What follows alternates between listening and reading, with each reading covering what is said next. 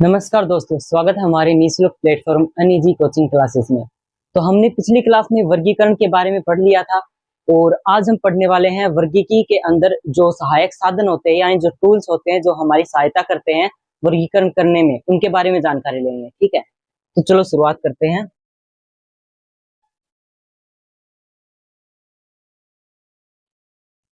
वर्गीकी सहायक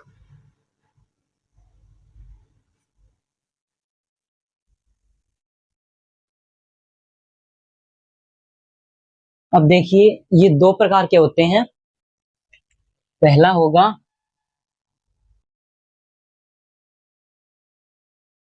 जीवित और दूसरा होगा मृत।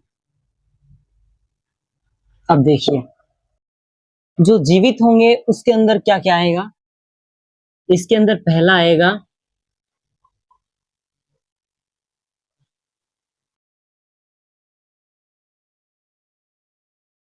वनस्पति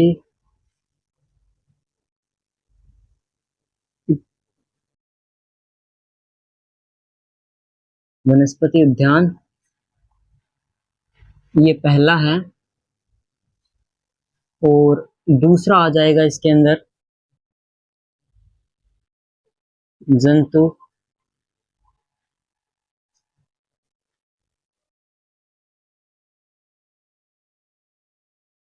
उद्यान या फिर जूलॉजिकल पार्क, इसको बोलते हैं बोटेनिकल गार्डन।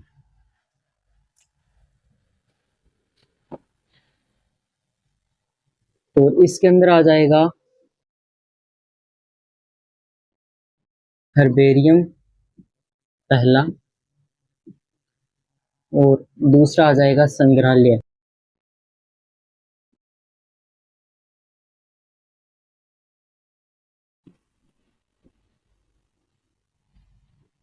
अब जैसे कि आप देख सकते हैं, जीवित के अंदर आएगा वनस्पति उद्यान या फिर बोटेनिकल गार्डन, और इसके अंदर आएगा जंतु उद्यान। ठीक है, और जो मृत होगा उसके अंदर हर्बेरियम, और दो नंबर पर आएगा सहायक संग्रहालय। ठीक है, तो चलो सबसे पहले हम पढ़ते हैं वनस्पति उद्यान।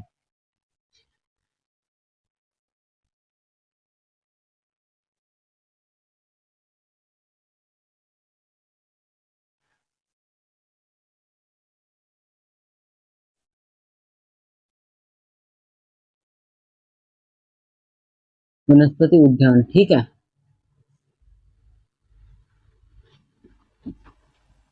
अब वनस्पति उद्यान में क्या क्या होता है, जैसे एक जैसे पेड़ पौधे बहुत सारे होते हैं, गार्डन होता है जिसके अंदर पेड़ पौधे, जीवित पेड़ पौधे होते हैं और जिनके ऊपर रिसर्च करते हैं, यानी उनके बारे में जानकारी लेकर हम उनका वर्गीकरण कर सकते हैं। और वैसे भी उनके ऊपर लेबल लगाए जाते हैं कि ये कौन से, इसका मतलब साधारण या फिर सामान्य नाम क्या है और उसका वैज्ञानिक नाम क्या है, या फिर ऐसे देख सकते हैं उसका कुल कौन सा है, फैमिली कौन सी है। ठीक है, इस प्रकार से सभी लिखा होता है उसके ऊपर। तो सबसे पहला जो उद्यान है वो है royal botanical garden. Q Q में है इंग्लैंड, इंग्लैंड में।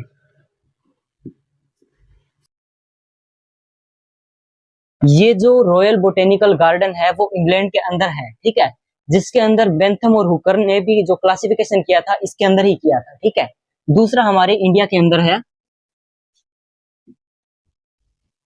नेशनल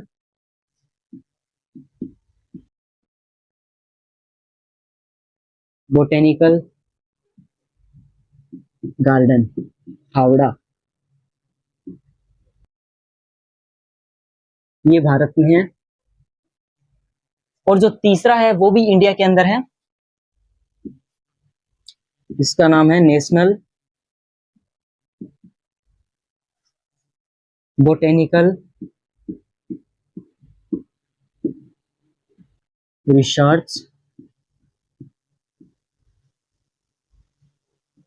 इंस्टीट्यूट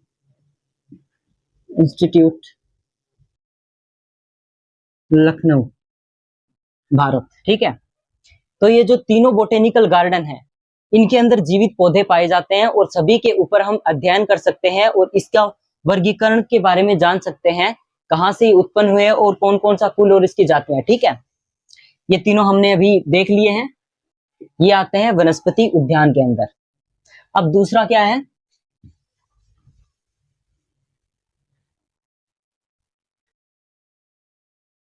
दूसरा है जंतु उद्यान। ठीक है, या फिर जूलॉजिकल पार्क।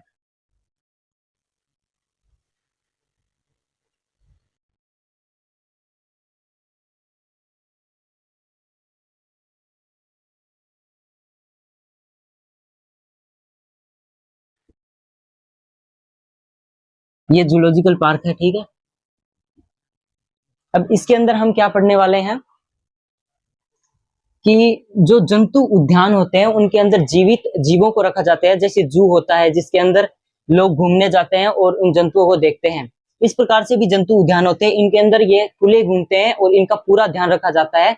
जहां पर जो लोग रहते हैं ये पूरा ध्यान रखते हैं इनके बारे में, उनका खाना पीना सभी ये देखते हैं। ठीक है, तो एक तो काजीरंगा है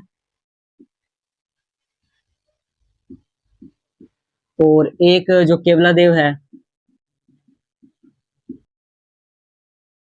केवलादेव राष्ट्रीय उद्यान, जो कहां पर है, जो है भरतपुर, जहां पर जो साइबेरियन क्रेन्स आते हैं ना, ये यहीं पे आते हैं केवलादेव में। तो ये इस प्रकार से हमारे ये इंडिया के अंदर है जंतु उद्यान या फिर बोटेनिकल जूलॉजिकल पार्क है वो। तो इनके अंदर पूरा ध्यान रखते हैं और उनके बारे में हम जानकारी ले सकते हैं कि कौन कौन से जीव किस कुल के, या फिर इस वर्गीकरण आसानी होती है हमें देखने में, उनके आकार की, और उसके हिसाब से हम कर सकते हैं। ठीक है, अब हमने जीवित पढ़ लिया है, अब हम मृत के अंदर देखते हैं। सबसे पहले आएगा हर्बेरियम।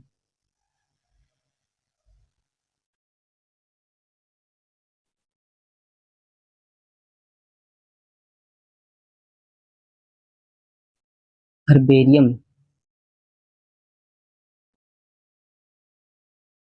जो हर्बेरियम होता है उसके अंदर क्या होता है कि जैसे पौधे होते हैं और उन पौधों को सुखाया जाता है और उसको प्लांट प्रेस के अंदर रखा जाता है, यानी जीवित पौधे लिए जाते हैं, उसका नमूना लिया जाता है, फिर उसको सुखाया जाता है। सुखाने के बाद उन्हें फिर एक जो सीट होती है उसके अंदर लगा दिया जाता है और उसका क्लासिफिकेशन उसके साथ में कर दिया जाता है। जैसे कि अब हर्बेरियम सीट होगी जैसे इस टाइप से, ये पूरी एक हर्बेरियम सीट हो गई हमारी, इस प्रकार से होती है। और इसके अंदर जो हम पौधा लेके आते हैं, मतलब कोई भी एक पौधा लेके आ गए हैं, जैसे हमने उसका एक पार्ट हटा लिया जिसके अंदर फ्रूटिंग भी होनी चाहिए और उसकी पत्तियां भी और तना भी होना चाहिए, ताकि आसान हो हमारे लिए ये सब करना। ठीक है,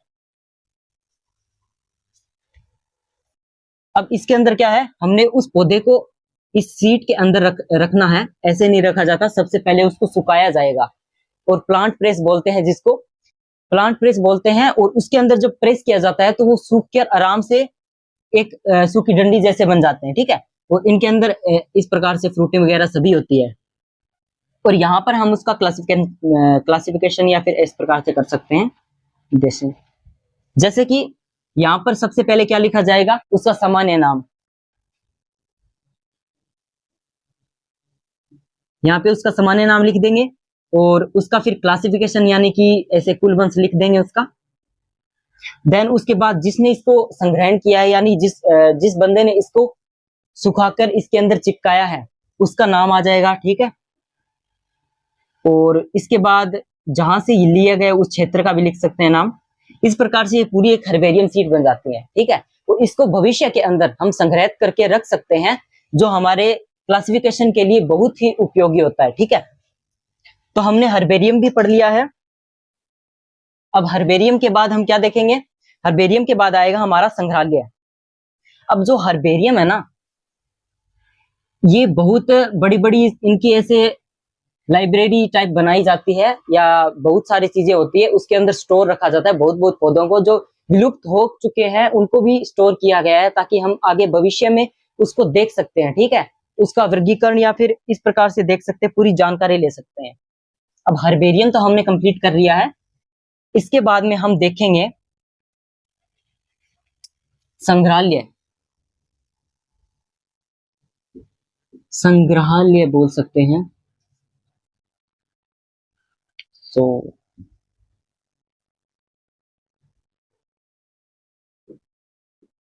संग्रहालय हो गया, ठीक है, या फिर इसको बोलते हैं म्यूजियम। अब जो संग्रहालय होता है उसके अंदर क्या होता है, जो जीव जंतु या फिर पौधे इसके अंदर रखे जाते हैं लेकिन मृत होते हैं, उनका बस आकार की यानी स्ट्रक्चर रखा जाता है। अब जैसे कि एक बॉक्स होता है इस प्रकार से, और इसके अंदर किसी जंतु का या फिर जीव का सैंपल रखा जाता है, जैसे पेड़ पौधों का भी रखा जा सकता है। तो इसके अंदर क्या होता है, ये जो लिक्विड भरा रहता है इसको फॉर्मेल्डिहाइड बोलते हैं।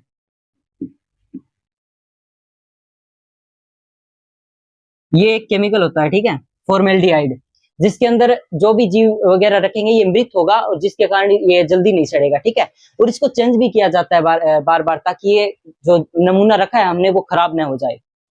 इस प्रकार से इस नमूने को हम देखकर, और यहाँ पे उसका पूरा लेबल चिपकाया होता है, उसका क्लासिफिकेशन, उसका सामान्य नाम, वैज्ञानिक नाम सब लिखा जाता है, जो हमारे एक वर्गीकरण के अंदर अहम भूमिका निभाता है। ठीक है, या फिर ऐसे बड़े बड़े क्या बोलते हैं जो जीव जंतु होते हैं उनको ऐसे तो नहीं रखा जा सकता, तो उसके लिए क्या होता है, उनको जो मर जाते हैं उनके बाद उसका जो बाहरी आकारिकी होता है उसको रखने के लिए उसके अंदर भर दिया जाता है, यानी जैसे कि कॉटन को भर दिया गया है, इस प्रकार से उनको फुल कर दिया जाता है। जो उसकी स्किन्स होती है ना, उसके ऊपर कुछ लिक्विड या फिर तरल लगा दिया जाता है जो उसको परिरक्षित रखता है। ठीक है, इस प्रकार से ये बड़े बड़े जीव जंतुओं को तो इस प्रकार से परिरक्षित कर दिया जाता है। और जो कीट वगैरह होते हैं ना, जैसे कीट है, उनको क्या किया जाता है, इस प्रकार से एक सीट होती है जिसके अंदर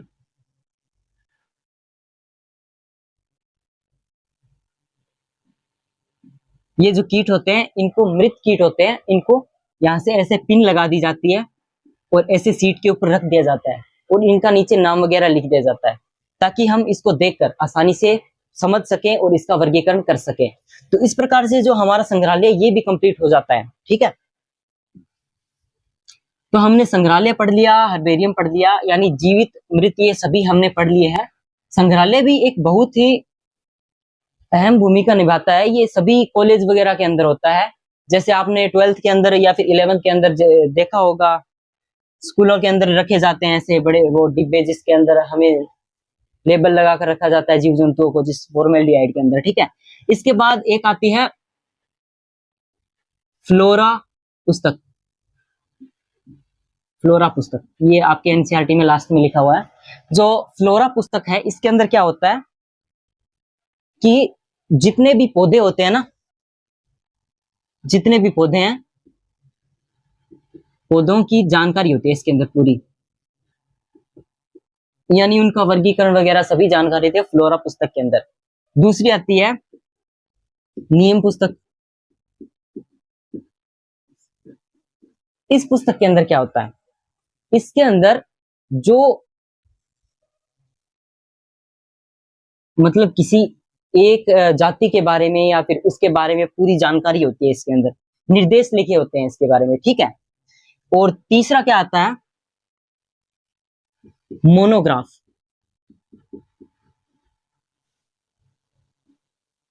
अब देखिए मोनोग्राफ भी इसी इसी प्रकार से होता है। जैसे इसके अंदर क्या आता है, मोनोग्राफ के अंदर होता है शायद ये पूरा जो टेक्सोन होता है ना, टेक्सोन, उसकी पूरी जानकारी होती है इस प्रकार से। एक रह गया हमारा कुंजी या चाबी।